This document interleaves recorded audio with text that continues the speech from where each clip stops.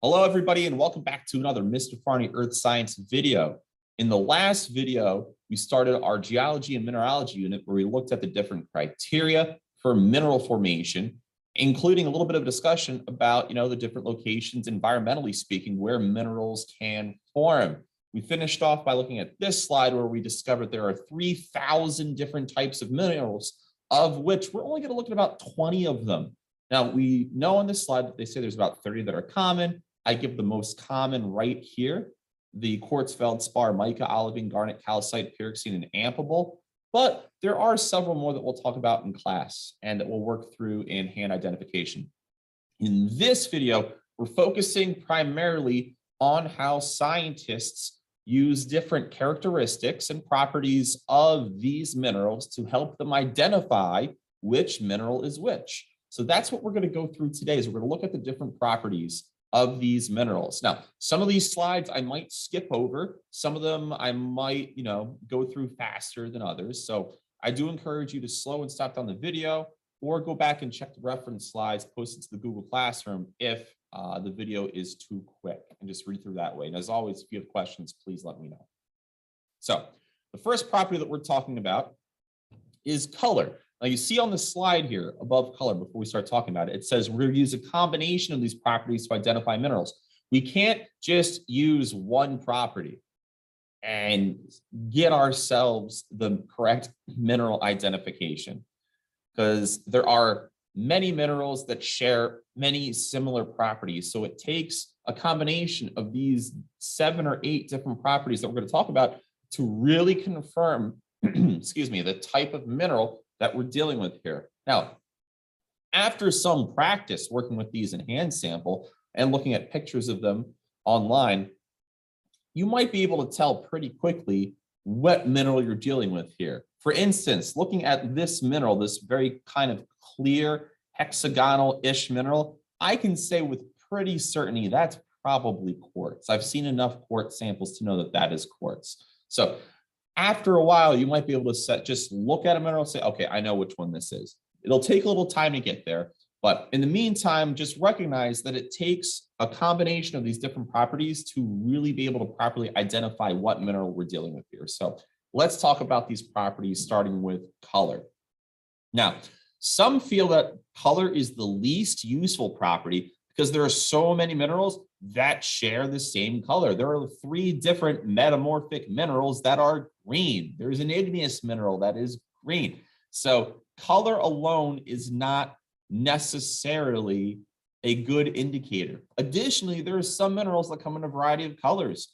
I know off the top of my head, garnet, one of my favorite minerals, comes in at least 4 different colors. So color is a good starting point, but it's not a kind of end-all, be-all situation. In addition to color, another type of color property that we go with is called streak.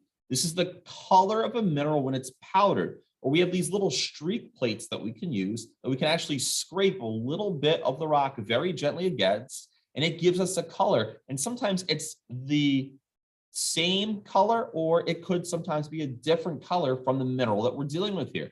As we can see, this mineral on the left here, when it was streaked across the streak plate, it gave us this kind of like orange-ish color, which is very different from the mineral itself. So that streak color can provide us a little bit more information about the mineral itself.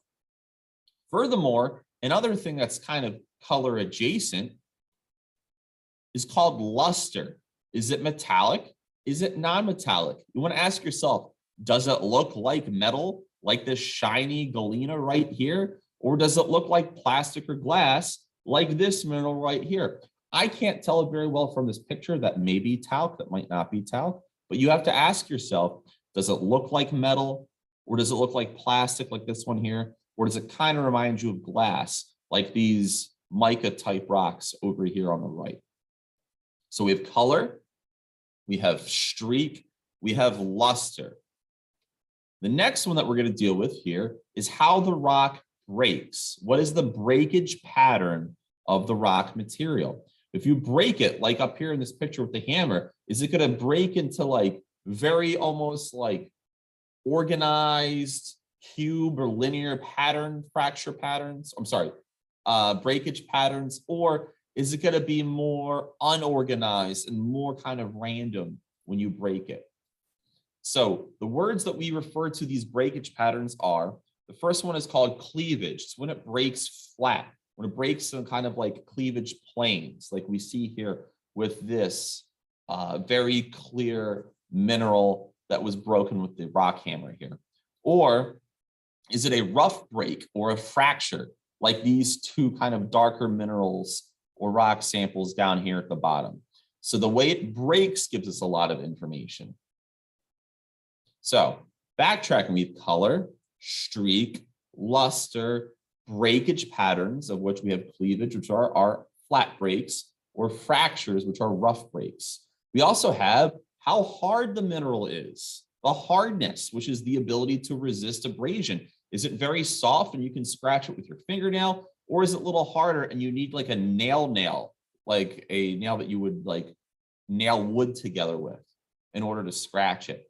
So hardness is really good. And the interesting thing about hardness is that if we know how hard one mineral is, if that mineral is, has a higher hardness than another mineral, that mineral will scratch it, which is how hardness works. So we can use minerals to figure out what other minerals are by their ability to resist abrasion.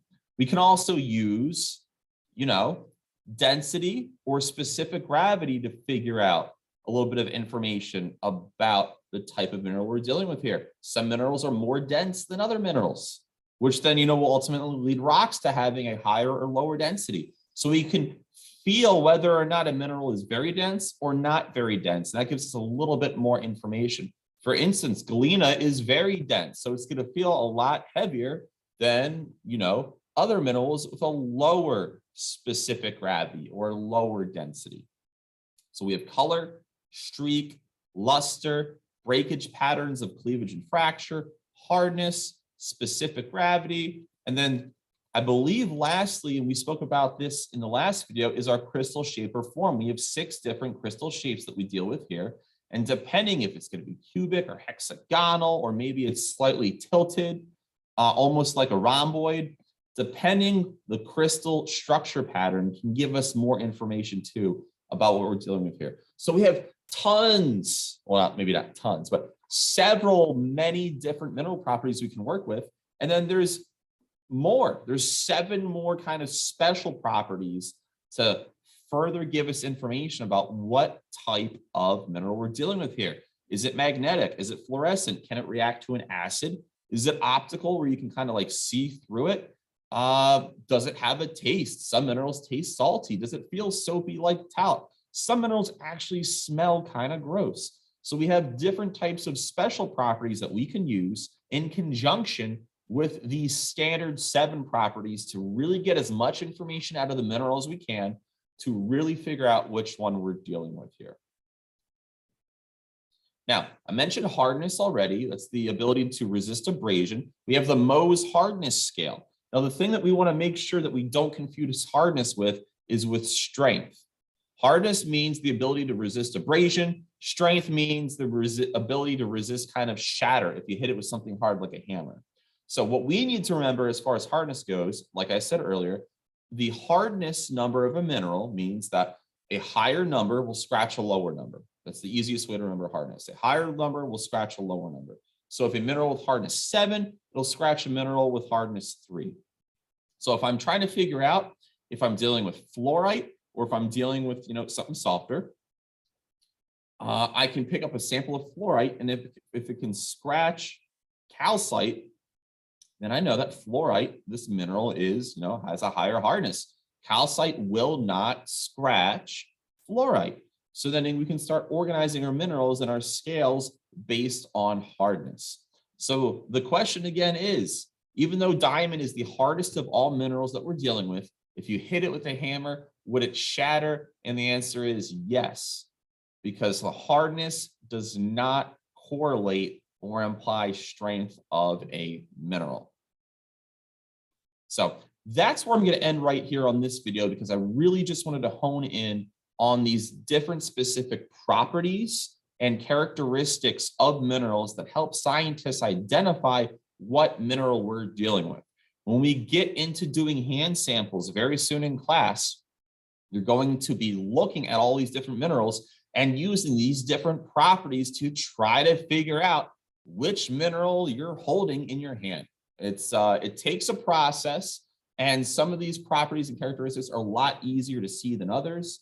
And some people have a harder time seeing and recognizing some of these patterns than other people. So that's why we're going to spend several class periods working with these in hand sample and getting a feel and understanding of how to properly identify what we're dealing with here.